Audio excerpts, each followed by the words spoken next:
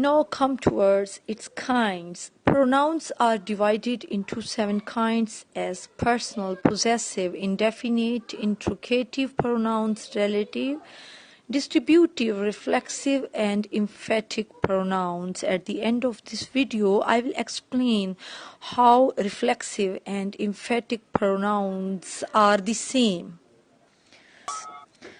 Number 1. Personal pronouns.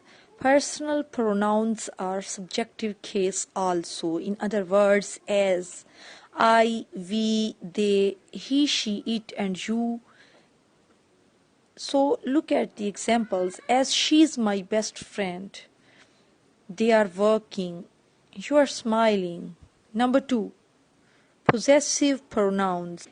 Possessive pronouns are his, her, their, my, its, and your, along with any noun like it is his shirt, it is your book, this is her umbrella, he is my brother.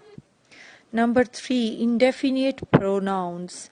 When we do not know about the number and gender of any pronoun, as all, none, nobody, anybody, no one, anyone, and all.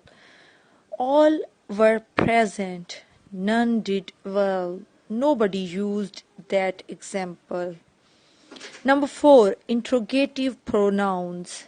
Interrogative pronouns like who, which, whose, whom. Some examples of interrogative pronouns are who is he, whose pencils are these, whom do you like, which category does it belong. In other words, if these words like who, whom, whose, which are relative pronouns as used in the middle, and interrogative if we use in the beginning. Number 5. Relative pronouns. Relative pronouns are used to combine to relate two sentences, as he was the person who stole purse, she is the girl whose marks are the highest in the class, he is a person whom do you like. Number 6. Distributive pronouns.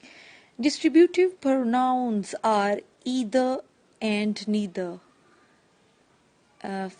Some examples are either you would like to take tea or coffee.